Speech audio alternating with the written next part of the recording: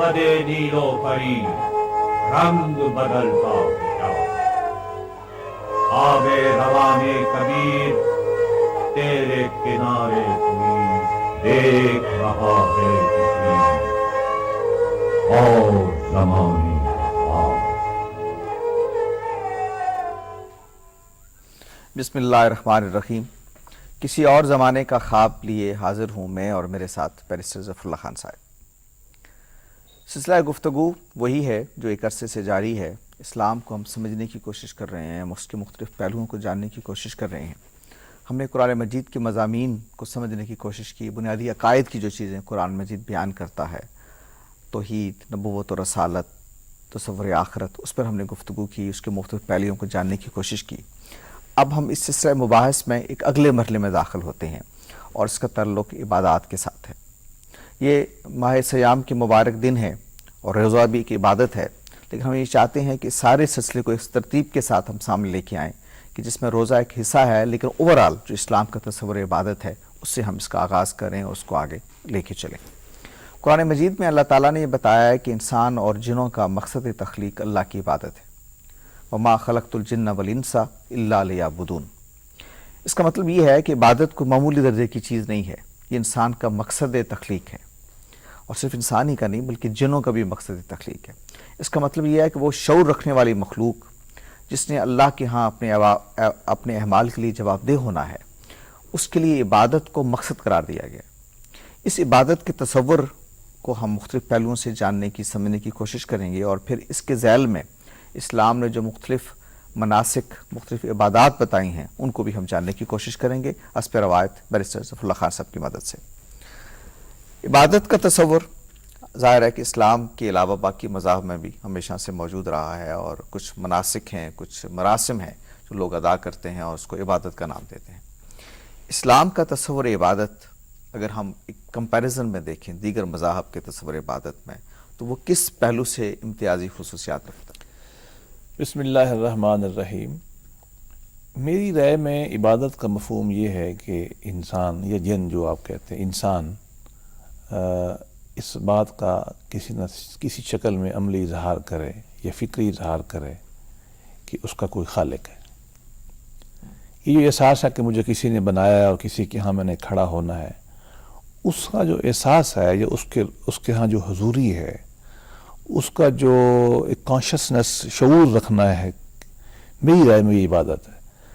ये शक्ल कभी तो फ़िक्री इख्तियार कर लेती है ज़िक्र की शक्ल में, कंटेम्पलेटिव मेडिटेशन की शक्ल में, और कभी ये एक जिस्मानी शक्ल इख्तियार कर लेती है रोज़े की शक्ल में, नमाज की शक्ल में, और कभी जो है ये आपकी जो जिस्म की कमाई है उसकी खर्च की शक्ल में चली जाती है, सदक़े की, खैरात की शक्ल में चली जाती है। तो सादा लफ्ज़ों में अगर मैं ये कहूँगा कि अल्लाह की ज़ात की जो हुजूरी की कैफियत हासिल करना है, शऊर की कैफियत को हासिल करना है, या जो तकवा है, इसमें बाद में आएंगे, हासिल करने की कोशिश करना है, ये इबादत है। कि इंसान को ये एहसास चूँकि है कि उसका वो खालिक है, उससे आपका अपना जिस्मानी और रूहानी रिश्ता जोड़ना है, मेरा ख्याल में ये उसका इबादत है। लाजिम इसलिए भी है कि अगर वो ये समझता है कि वो खालिक है तो उससे वो गाफिल तो नहीं हो सकता, उससे गफलत तो उसको मुमकिन नहीं है, उसका शऊर रहना है उसको। तो इसलिए जितने भी मज़ाहब आते हैं, चूँकि उनका दावा यही होता है, उनका क्लेम यही होता है कि हमें खुदा ने भेजा है और हम इंसान को खुदा से जोड़ने के लिए आए हैं, तो इसलिए खुदा के शऊर पैदा करने के लिए वो आपको फ़िक्री और जिस्मानी कुछ आमाल बताते हैं, जिसको आपने मनासिक कहा, वो फिर इबादत बन जाते हैं। ये चूँकि तमाम मज़ाहब का है और इस्लाम भी उसी में कुछ काम करता है। अलबत्ता बाज़ मज़ाहब में कुछ शक्लें वक्त के हिसाब से बदलती चली जाती हैं। अव्वल तो ये कहना ग़ालिबन को ज़्यादा मुनासिब नहीं है कि इस्लाम की इबादत मुख्तलिफ है। मसलन सौम का जिक्र ले लें तो अल्लाह पाक ने फरमाया कि हमने आप पे रोज़े फ़र्ज़ किए ऐसा जैसा कि आपसे पहले किए थे। अब नमाज जो है, सलात है, मतलब कुरान पाक इस तरह बयान करता है जैसे कि पहले भी पढ़ते थे। तो गोया कि नमाज पढ़ते, हाँ सब पढ़ते थे। हजूर के अब्बा, चचा, अपनी जो उस ज़माने की, जो उस ज़माने में सूरत थी दीन हनीफ मानने वाले नमाज पढ़ते थे। अपने अपनी शक्लें थी उनकी। ईसाई पढ़ते थे, عیسائیوں کی تو ہمارے سے قریب تر ہو جاتی ہے نماز بھی، ان کی جو مسجد کی شکل بھی ہمارے قریب تر انہوں نے کر ڈالی تھی۔ اچھا اسٹوپاز آپ دیکھیں نا جو آپ کے یہاں پرانے زمانے کے آثار ملے ہیں، ان میں آپ کو 2500 نہیں 5000 سال پہلے کے موجودڑوں میں آپ چلے جائیں تو آپ کو اس زمانے میں ان کے معبد آپ کو مل جاتے ہیں، وہاں آنا بیٹھنا بہت کی کوئی شکل اختیار کرنا۔ اسی طریقے سے جو حج ہے یہ تو ویسے ہی اسلام میں طے شدہ بات ہے، ہمارے ہاں اختلاف بھی نہیں ہے اس بات کا کہ یہ تو ابراہیم سے آ رہی ہے یا اس سے پہلے سے آ رہی ہے۔ تو گویا کہ یہ وہ تمام عبادات کی شکلیں جو اسلام کی اس شکل نے، اسلام جو آخری شکل میں ہمارے سامنے آیا ہے، چونکہ یہ بھی ہم تو مانتے ہیں اسلام تو وہی ہے جو پہلے والا ہے، تو یہ جو شکل اس وقت آئی ہے لیٹسٹ ایڈیشن جسے میں کہتا ہوں، وہی عبادات کم و بیش لا رہا ہے جو دین ابراہیم میں تھی، دین عیسیٰ میں تھی، دین موسیٰ میں تھی۔ تو گویا کہ ان کا ایسنس بھی ایک ہے، ان کی فکر بھی ایک ہے، ان کا طریقہ کار بھی ایک ہے۔ تو میں اس بات کو زیادہ نہیں بیان کر سکوں گا کہ کوئی ہمارا مختلف ہے، میں سمجھتا ہوں کہ وہی عبادات ہے نئی شکل میں، اور ایک لفظ میں وہ یہ ہے کہ اللہ سے انسان کا رشتہ کیسے جڑ سکتا ہے۔ اچھا ایک جو تصور آپ نے بیان کیا، یہ اگر ہم ابراہیمی روایت میں دیکھیں یا الہامی روایت میں جس کو ہم کہتے ہیں رکھ کے دیکھیں، لیکن مذاہب دیگر بھی جن کے بارے میں ہمارا نقطہ نظر ہے کہ وہ ایک خدا کی عبادت پر مبنی نہیں ہے، ان کا تصور جو ہے وہ مشرکانہ ہے، ان کے ہاں بھی ہم ایک تصور عبادت دیکھتے ہیں جیسے ہندوستان۔ بات کی چونکہ میری جواب میں یہ تصور تھا کہ ہماری عبادات کم و بیش وہ ہیں جو دین ابراہیمی یا یہ الوہی روایت جسے ہم کہتے ہیں اس میں ہیں۔ آپ کا توجہ دلائی بالکل صحیح بات ہے۔ اچھا وہاں بھی اگر آپ دیکھیں نا، وہاں بھی کوشش یہی ہے عبادات کی ہر شکل میں کہ انسان اپنے معمولات سے تھوڑی دیر ہٹے،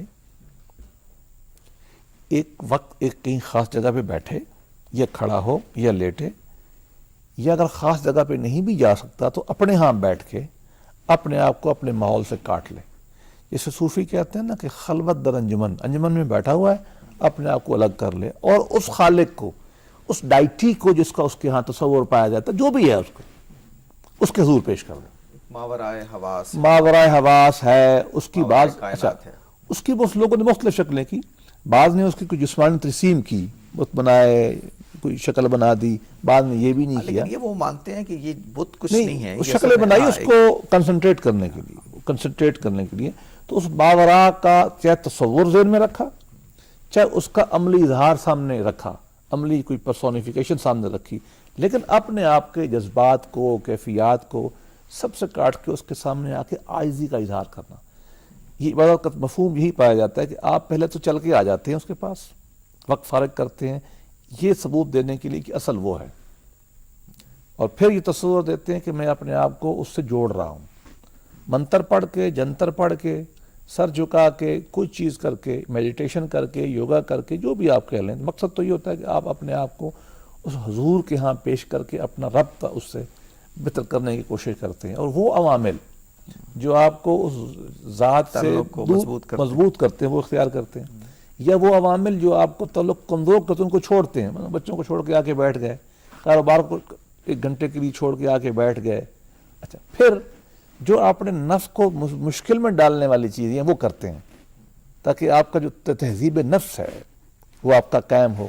اچھا پھر آپ وہ عبادات کرتے ہیں جن میں نفس میں گرفت پیدا ہوتی ہے، روزہ رکھاتے ہیں، مختلف مذاہب روزہ رکھا لیتے ہیں، آپ کو خوشی غمی کی عبادت بنائی انہوں نے کہ خوشی میں ہم یہ کریں گے تاکہ ہم بھول نہ جائیں خدا کو، غمی میں ہم یہ کریں گے تاکہ ہمارا رابطہ رہے۔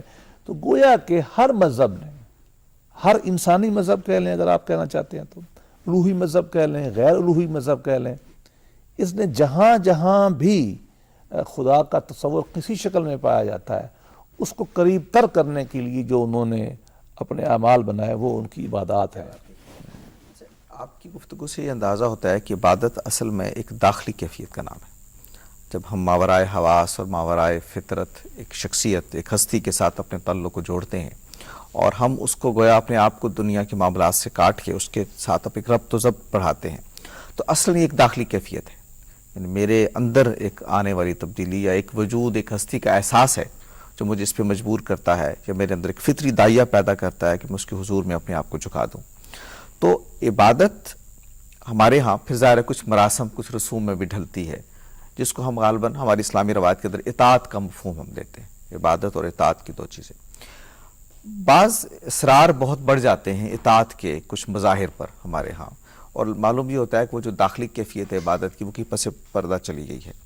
یہ جو ایک عدم توازن ہے اس پہ بھی ہم بات کریں گے، لیکن میں پہلے یہ چاہوں گا کہ عبادت کیا اصلاً ایک داخلی کیفیت ہے یا کچھ رسوم کا نام؟ دیکھیے، جب عبادت کی تعریف میں نے یہ کی کہ اللہ کی ذات کے سامنے کھڑا ہونا ہے، حضور حاصل کرنے کی کوشش کرنا ہے، شعور حاصل کرنے کی کوشش کرنا ہے، وبال جانی بن جاتا ہے، جسم بھی اس کا بیماریوں میں چلا جاتا ہے، لیکن اس کے وہ خاص کر تقویٰ، ہمارے یہاں جو ورزش ہوتی ہے، جو پہلوانی ہے، وہ تقویٰ اور جو للہیت ہے نا، وہ نہیں پیدا ہوگی اس میں۔ تو بنیاد تو یہی رکھنی چاہیے کہ نماز ایک داخلی، ایک روحانی کام ہے، عبادت پہ صرف عبادت کی حیثیت سے ذہنی عمل ہے، بیسیکلی ایک روحانی اور ذہنی عمل ہے، نفسیاتی عمل ہے، لیکن اس کا طریقہ کار چونکہ انبیاء نے متعین کر دیا ہے اور ہم اس کو کوشچن نہیں کرنا چاہتے، کرنا مذہب میں بہت ساری چیزیں ہم کوشچن نہیں کرتے۔ اور وہ اس پہ میں چاہوں گا کہ اس پہ ضرورت کیوں ہے، یعنی یہ بھی ہم بات کریں گے، لیکن اس وقت ہمیں ایک وقفہ لینا ہے۔ تصور عبادت پر گفتگو ہو رہی ہے کہ یہ داخلی کیفیت ہے اور اس کا مراسم عبادت میں ظہور ہوتا ہے، یا خود الگ سے مراسم عبادت کسی تربیتی نظام کا حصہ ہیں۔ بہت سارے سوالات ہیں، انشاءاللہ اس پہ بات ہوگی، لیکن ایک وقفے کے بعد۔ دیکھیے اس بحر کی تہ سے اچھلتا ہے کیا، گنبد نیلو پری رنگ بدلتا ہے کیا، آب روان کبیر تیرے کنارے کوئی دیکھ رہا ہے کسی اور زمانے کا خواب۔ پروگرام میں ایک بار پھر حاضر خدمت ہیں۔ اسلام کی تصور عبادت پر گفتگو ہو رہی ہے، ماہ صیام ہے اور روزہ خود چکی عبادت ہے، اس لیے بہت ضروری ہے کہ ہم یہ جانیں کہ یہ اللہ تعالیٰ نے اللہ کے پیغمبروں کی معرفت سے یہ عبادات کیوں فرض کی ہم پر، اور اصل وہ بنیادی تصور عبادت کیا ہے جس کے تحت ہمیں یہ مراسم عبودیت ادا کرنے ہیں۔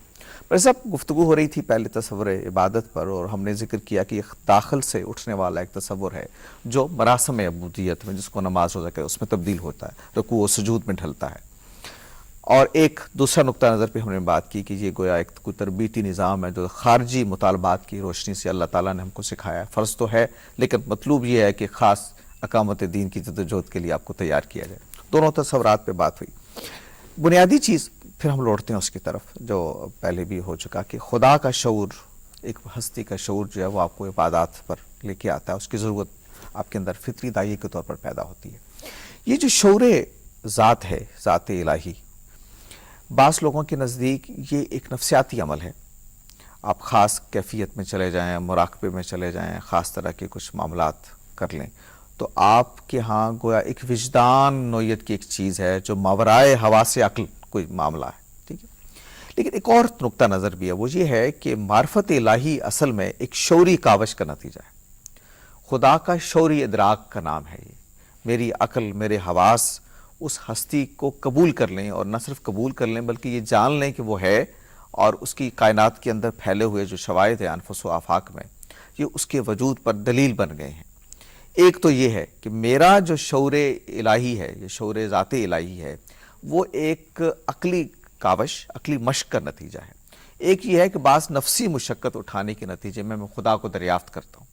اس پہ بھی تھوڑی سی بات کریں۔ اس فلسفیانہ بحث کو، یہ جو ایک روحانی یا ایک علمی بحث کو اگر ہم ایک بہت ہی عام مثال سے شروع کریں تو بات زیادہ آسان رہے گی۔ ایک آدمی ہے، اس کا نام اللہ بخش ہے، اور اللہ بخش بیماری کی وجہ سے اپنا ذہنی توازن کھو بیٹھا ہے۔ وہ عام لفظوں میں مجنون ہو گیا ہے یا پاگل ہو گیا ہے۔ سوال یہ پیدا ہوتا ہے کہ کیا اس پہ روزہ فرض ہے؟ میرا جواب ہے نہیں۔ کیا پاگل کو یہ ماننا لازم ہے کہ اللہ ہے؟ نہیں۔ اس پہ حج زکوٰۃ نہیں۔ اس سے ذرا اصول اگر بنائیں تو اصول کیا نکلتا ہے؟ اصول یہ نکلتا ہے کہ مذہبیات کا جو ایڈریسی ہے، جس سے مذہب خطاب کرتا ہے، وہ عقل ہے، انسان نہیں ہے۔ جس انسان میں عقل ہوگا اس کے لیے ساری مذہب کی تعلیمات ہو جائیں گی۔ خدا کا وجود بھی اسی کے لیے جس کی عقل ہے، تو عقل کو آپ چھوڑ کیسے سکتے ہیں؟ اس مثال سے آئیں، واپس چلتے ہیں آپ کے جواب کی طرف۔ قرآن کریم یہ ہمیں بتاتا ہے، یا تمام مذاہب ہمیں یہ بتاتے ہیں کہ انسان کا جو ہمہ جہتی تعلق ہے خدا و کائنات کے ساتھ، اس کے مختلف پہلوؤں کو روشن کرنا اور انسان کو اس پہ کھڑا کرنا جو ہے یہ مذہب ہے. وہ شروع عقل سے ہوتا ہے، عقل کی تفہیم سے ہوتا ہے. اس لیے قرآن بتاتا ہے کہ اللہ کو یوں پہچانو، پہاڑوں کو دیکھو، چاند کو دیکھو، جانوروں کو دیکھو. یہ جو جتنی دلیلوں کے ساتھ آپ نے اشارہ کیا ہم نہیں جاتے. نفی خلق السماوات والارض، انفس و آفاق کی جو آیات تھیں وہ ساری آپ کے سامنے کھڑا کرتا ہے عقل کے سامنے، اور بار بار کہتا ہے آپ سوچتے نہیں ہو، دیکھتے نہیں ہو، پڑھتے نہیں ہو، سنتے نہیں ہو. یہ سارا دلیل آیات لأولی الالباب. ہاں یہ لے آتا ہے. تو گویا کہ قرآن شروع بھی یہیں سے کرتا ہے.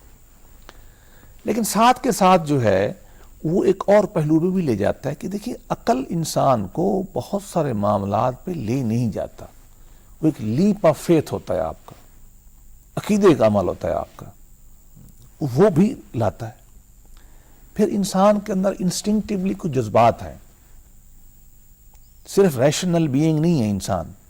لہذا فلسفہ مذہب میں یہی فرق پڑ جاتا ہے نا. وہ مذہب آ کے ان انسٹنکٹیو جذبات کو بھی آپ کے ایڈریس کرتا ہے.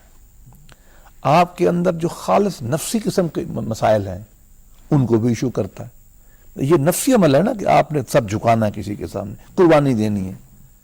لیکن وہ کہتے ہیں نا کہ ایک شعوری تبدیلی کے نتیجے میں میرے جذبات کی جو مطالبات ہیں وہ میں اس کی تکمیل چاہتا ہوں، لیکن ایک شعوری عمل کے نتیجے میں تو عرض کر رہا ہوں نا کہ شعور کے بغیر تو معاملہ شروع نہیں ہوگا نا. بنیادی پتھر تو ہم نے بتا دیا کہ اگر شعور نہیں ہے تو آپ کے لیے مخاطب نہیں ہے، مذہب مخاطب ہی نہیں ہے نا.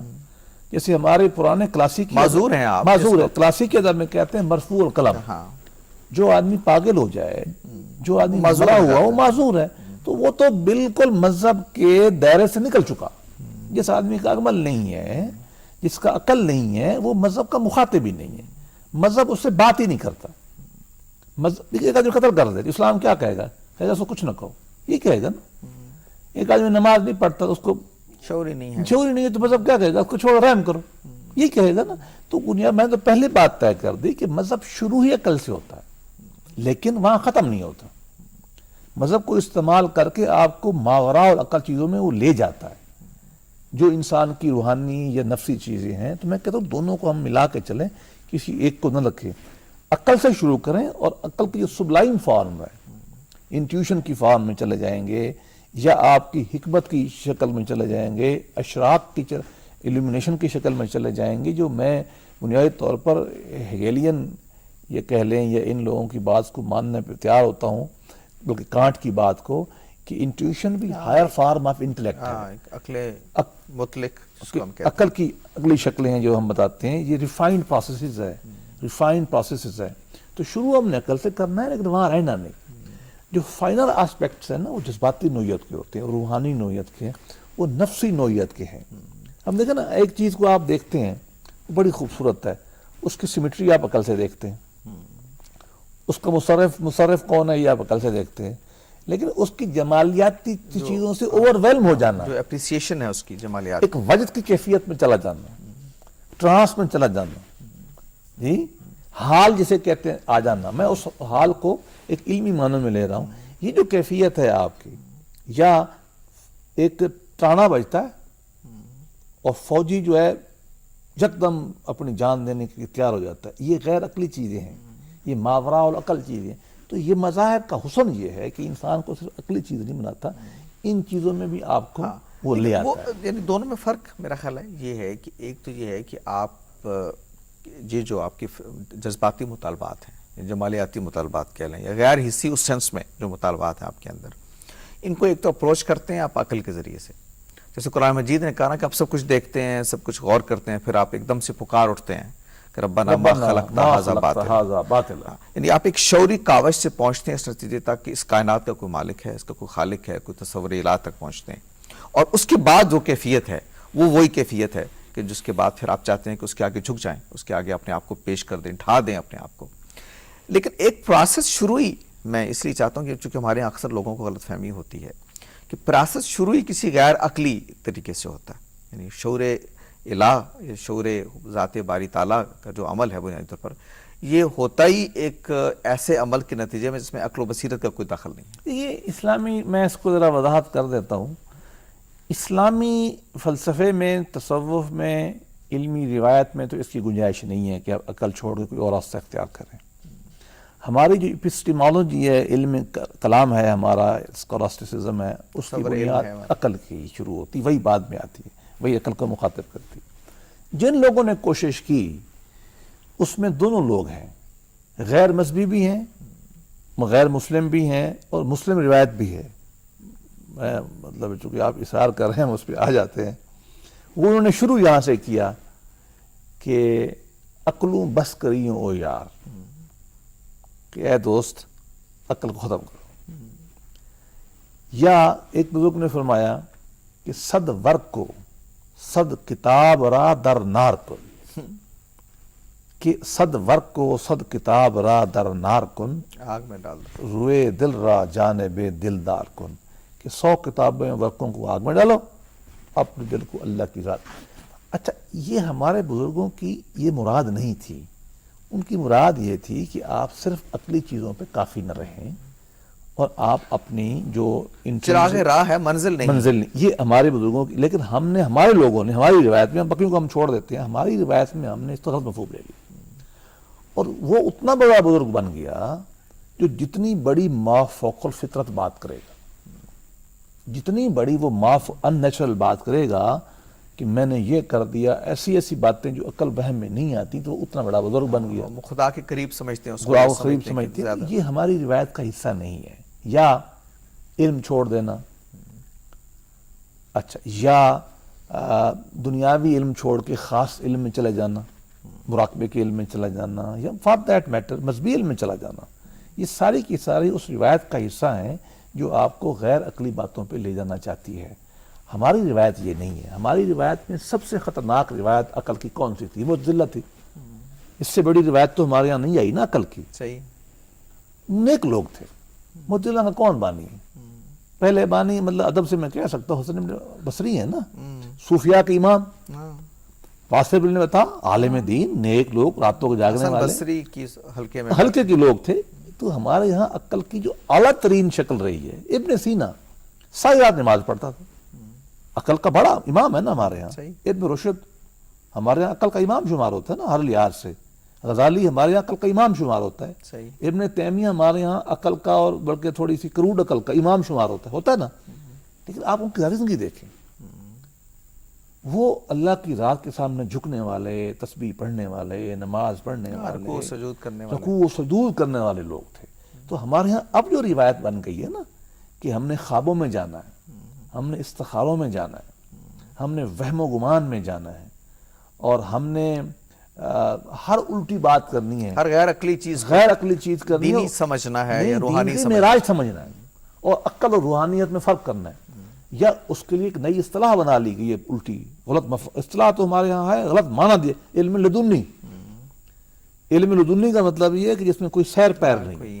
وہ جو انبیاء کو اللہ تعالیٰ دیتا ہے، اسی واسطے کے بغیر. بھائی انبیاء تو انبیاء ہیں، انبیاء کو تو کلیم ہی اور ہے. نبی کا تو کلیم ہی ہے کہ میں تم جیسا ہوں لیکن میں تمہارا ہوں نہیں. مجھے تو اللہ نے بنایا ہے، مجھے اللہ میرے سے ہر وقت بات کرتا ہے. نہیں، بات کرتا ہے اللہ میرے ساتھ، اللہ نے مجھے یہ بات کرتا ہے. نبی تو کہتا ہی ہے.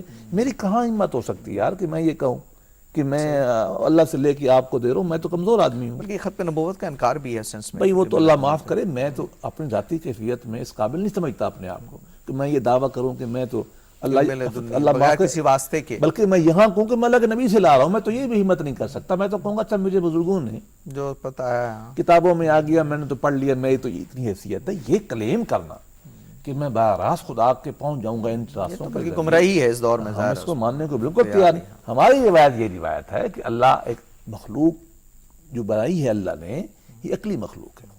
اچھا، میں پھر لوٹتا ہوں اسی تصور عبادت کی کانٹیکس میں ساری گفتگو ہو رہی ہے کہ عبادت ہم نے یہ سیکھا اور یہ جانا کہ ایک داخلی کیفیت، ایک داخلی مطالبہ ہے.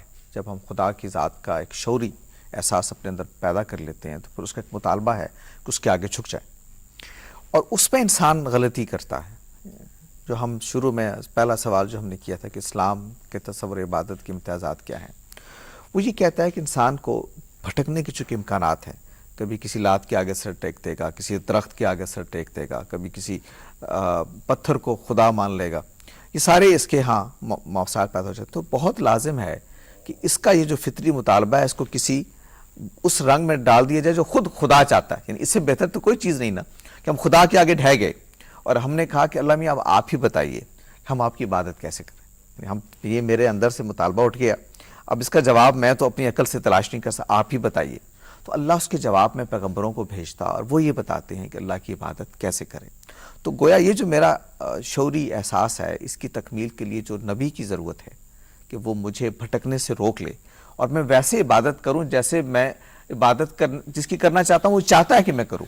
تو یہ جو انسٹیٹیوشن ہے نبوت کا تصور عبادت کی تفہیم میں, اس کی اہمیت کو بھی میں چاہتا ہوں واضح ہو. میں کہہ سکتا ہوں یا کہنے کی جرات کر سکتا ہوں کہ عبادت بنیادی طور پر ایک وارفتگی کا نام ہے کہ آپ نے اپنے آپ کو گرا دیا کہ کسی کی در پہ. اب آپ جب گرے ہوئے ہیں تو گرتے ہوئے کرنا کیا ہے آپ نے, یہ بعض اوقات وارفتگی آ جاتی ہے, وارفتگی کی کیفیت آ جاتی ہے نا, اپنے آپ کو مٹا رہے ہیں آپ. اس وارفتگی میں کہ آپ نے کیا کرنا ہے, کپڑے پھاڑنے, دیوانگی میں جو فرزانگی کی ضرورت ہے یہ کام کرتا ہے نبی آگے. وہ بتاتا ہے کہ اچھا یہ کیفیت تو آپ کی آ گئی, لیکن نفسی لحاظ سے یہ علمی لحاظ سے اس وارفتگی کو, دیوانگی کی کیفیت کو ہم آپ کو بتاتے ہیں کہ آپ نے کنٹین کر کے کنٹرول کر کے کیسے رکھنا ہے تاکہ اس میں آپ کی جسمانی عمل بھی شامل ہو جائے جو آپ کی ضرورت ہے, مطالبہ ہے وہ بھی شامل ہو جائے, لیکن اس کی جو روحانی پہلو ہے وہ بھی اعلیٰ ترین شکل میں اختیار کر لیں. اس میں فوش بھی پیدا نہ ہو, ولگیرٹی بھی پیدا نہ ہو, ایک ڈیسنسی بھی رہے, ایک مینرزم بھی رہے, ایک ایٹیکیٹس بھی رہے. تو یہ دونوں کو وہ آ کے بیلنس کرنے کی کوشش کرتا ہے. اس لیے اگر آپ عبادات میں دیکھ لیں ہمارے جتنی بھی ہیں وہ سب میں یہ عمل پایا جاتا ہے. کھڑا ہونا ہے, جھکنا ہے, یہی ہے نا, پیسے دینے ہیں, بھوک رکھنی ہے, سفر کرنا ہے, یہ مشقت کی چیزیں ہیں. یہ سارے کی ساری ہماری عبادات انہی چیزوں کی گرد گھومتی ہے. یا بیٹھ کے کچھ دیر میڈیٹیٹ کر لینا جس کو آپ ذکر کہہ دیتے ہیں, چلو اچھا آپ کا تعلق جو ہے اسے ریفریش ہو جائے. یا دوسرا بڑا عجیب و غریب پہلو ہمارے مذہب کا ہے, بعد میں میری خواہش ہوگی ہم تفصیل سے بحث کریں, کہ اس نے اس نفسی کیفیات کو حاصل کرنے اور اس اعلیٰ روحانی کیفیت کو بڑھانے کے لیے سوشل ایکشن پہ بہت زور دیا ہے. یہ اسلامی عبادات میں بعد میں, لیکن فی الحال اتنا کافی ہے سماجی پہلو سے آپ کا روحانیات کو بڑھانا, یہ اسلام کا کمال تھا. تو بنیادی طور پر میں آپ سے اتفاق کرتا ہوں کہ اس وارفتگی کو, اس دیوانگی کی کیفیت کو, وہ جو آپ کے اوپر ایک طاری ہے, ایک وجد کی, ایکٹسی کی کیفیت کہ آپ حضور الہ میں پہنچے ہیں, اور رقص بسمل کی کسی کیفیت جس کو صوفیاء کہتے ہیں کہ آپ کو نہیں معلوم کہ آپ کرنا کیا ہے, آپ حال میں چلے گئے, آپ بے خود سے ہو گئے. اب اس بے خودی کو کنٹرول کرنا ہے, اس کو ایک شکل دینی ہے, اس کو چینل دینا ہے.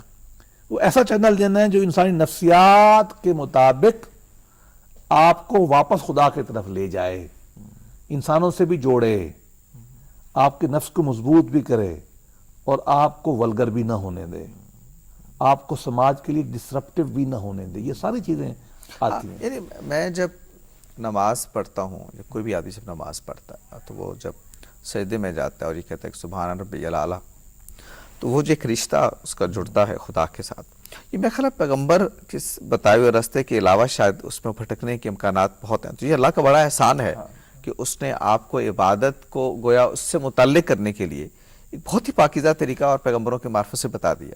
تو یہ جو پیغمبر کا انسٹیٹیوشن ہے, یعنی وہ تو زندگی کے ہر پہلو میں اس کی جو اہمیت ہے, خاص طور پہ عبادت کے تصور میں, چونکہ ہمارے یہاں عام طور پر یہ سمجھا جاتا ہے کہ عبادت جب ایک میں نے کچھ روحانی منازل طے کر لی تو اب خدا سے چونکہ براہ راست میں متعلق ہو گیا, تو گویا یہ انسٹیٹیوشن جو مجھے خدا سے ملا رہا ہے یہ غیر متعلق ہو گیا یا اتنا اہم میرے لیے نہیں رہا.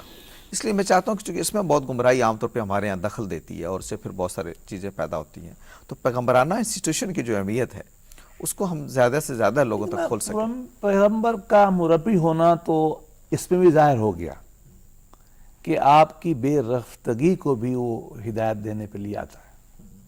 اتنا شفیق ہے کہ آپ کے جو ولنریبل لمحے ہیں, جب آپ اپنی ذات کو مٹائے کھڑے ہیں, کسی کے سامنے فدا اور نچھاور کیے کھڑے ہیں, اس لمحے میں بھی آپ کو وہ ہدایت کرتا ہے, وہ کہتا ہے میرے بچوں، میرے بیٹوں، میرے بھائیوں، میرے دوستوں، اس لمحے کو بھی آپ اس طرح گویا کہ نازک ترین لمحے میں بھی آپ کو آ کے ہدایت دیتا ہے. بلکہ میں یہ سمجھتا ہوں کہ نبیوں کا کمال بھی یہی ہے کہ وہ انسان کی جو اندرونی زندگی ہے نا، وہ ان کی جو نفسی زندگی ہے، وہ ان کی جو روحانی اور عقلی زندگی ہے، جو ان کی ماورائی زندگی ہے، اس کو بھی آ کے وہ ریگولیٹ کرتا ہے، اس کا وہ استاد بنتا ہے آ کے. اس لیے نبی پاک فرماتے ہیں نا کہ میں معلم ہوں، مجھے بھیجا گیا ہے کہ آپ کو میں تعلیم دوں. وہ ظاہر تعلیم محیط ہے ہر چیز تو تعلیم اس پہ محیط ہے، اور تعلیم کا جو بنیادی میدان ان کا ہے وہ یہی تعلیم ہے، اخلاقی، روحانی، اللہ کے ذات کے ساتھ تعلق ہونا، جو مخصوص ہے انبیاء کے ساتھ. باقی تعلیمات تو اور استاد بھی دے رہے ہیں، آپ بھی پڑھاتے ہیں، میں بھی پڑھاتا ہوں. انبیاء کا خالص یہ کام ہے، جو منصب نبوت ہے، جو مشن ہے نبیوں کا، وہ لوگوں کو اس کی مخلوق کی طرف بڑھانا ہے. اور جو لوگ بھاگے جا رہے ہیں جہنم کی طرف اللہ کو چھوڑ کے، ان کو کھینچ کے لانا ہے. اس کو اقبال نے کہا نا کہ وہ نغمہ کو جاؤ بہانہ ایست سوئے مجھے اب یاد نہیں آ رہا، سوئے قطار می کشم ای ناکائے بے زمام را، کہ یہ جو ایک آدمی، میری جو اونٹنی ہے جو قطار سے نکل گئی ہے، میں پکڑ کے ان کو لاتا ہوں اور اپنے قافلے میں جوڑتا ہوں. انبیاء یہی کرتے ہیں، جو انسان اللہ کی راہ سے دور بھاگنے کی کوشش کرتا ہے اس کو پکڑ کے لاتے ہیں، اس کی محبت کرتے ہیں، یا اللہ کی راہ میں چلتے ہوئے غلطی کر جاتا ہے. وہ تو دوسرا پہلو ہے نا جی، افراد و تفرید کی. اس لیے عثمان مظعون نے کہا نا کہ یا رسول اللہ میرا بڑا دل کرتا ہے کہ میں یہ کر لوں وہ کر لوں، ساری رات نمازیں پڑھا. وہ اس پہ ہم چاہیں گے، اس پہ نہیں میں یہ نہیں کرنے دوں گا آپ کو، تو گویا کہ وہ اس کے اندر بھی نہیں کرنے دیتے. یعنی اصل تو اس وقت جو اصولی میرا خیال ہے تصور جو ہم اسٹیبلش کرنا چاہتے ہیں مجھے، کہ عبادت کا معاملہ بھی وہ شعور الہ سے شروع ہو یا مراسم عبودیت میں ڈھلے، دونوں صورتوں میں پیغمبر سے بے نیازی جو ہے وہ ممکن نہیں. روحانی زندگی نبی کے بغیر نہیں ہے. بہت شکریہ بیرسٹر ظفر اللہ صاحب. آج کے پروگرام اپنے اختتامی لمحات کی طرف بڑھ رہا ہے. آج ہم نے یہ سمجھنے کی کوشش کی کہ ہمارا دین اسلام جو تصور عبادت دیتا ہے وہ اصلاً ہے کیا. وہ خدا کے ساتھ، اپنے الہ کے ساتھ ہم کو جوڑتا ہے تو کیسے اس کا ایک شعور پیدا کرتا ہے ہمارے اندر، اور اس کے بعد وہ کچھ مراسم میں ڈھل جاتی ہے وہ شعور، اور جس کو ہم عبادت کہتے ہیں. چونکہ اس میں غلطی کا بہت امکان ہوتا ہے. ہم نہیں جانتے کہ جس ہستی کے آگے ہم گر رہے ہیں، جس کے اندر ڈھے چلے جا رہے ہیں، وہ ہم سے کیا مطالبہ کرتی ہے، ہم اس کے سامنے کیسے اپنی عبادت کے مراسم کو ادا کریں. تو اس کے لیے بہت ضروری ہوتا ہے کہ اللہ کے پیغمبروں کی ہم ہاتھ تھام لیں، ان کے پیچھے چلیں، کیونکہ وہی ہمیں بتانے کا واحد ذریعہ ہے. میں پھر اس پہ اصرار کرتا ہوں، واحد ذریعہ ہے کہ اللہ تعالیٰ کی عبادت کیسے کی جائے. اس لیے کہ وہی ایک سورس ہیں جو خدا کی طرف سے ہم کو بتاتے ہیں کہ میری عبادت کرنا چاہتے ہو تو پھر اللہ کے پیغمبر کی اطاعت کرو. یہ خود قرآن مجید نے ہم کو سکھایا ہے کہ اللہ کی عبادت کرنی ہے تو اس کا ایک ہی راستہ ہے کہ ہم اللہ کے پیغمبر کی اطاعت کریں. یعنی جیسے عبادت کرنا آپ نے ہم کو سکھایا ہم ویسے عبادت کریں. لیکن اس سے انسان جب پیغمبرانہ روایت سے ہٹتا ہے تو اس کے اندر کیسے افراط و تفریق پیدا ہوتی ہے، کیسے وہ عبادت کا تصور کچھ مراسم میں ڈھلتا ہے لیکن خدا سے انسان کو دور لے جاتا ہے. یہ بڑا اہم پہلو ہے جس پہ انشاءاللہ آئندہ پروگرام میں گفتگو کریں گے. میں بیرسٹر صاحب آپ کا بہت شکر گزار ہوں. تصور عبادت کو سمجھنے میں آپ نے ہماری مدد کی. آج کے پروگرام کا وقت ختم ہو رہا ہے، اجازت چاہتا ہوں. اللہ حافظ.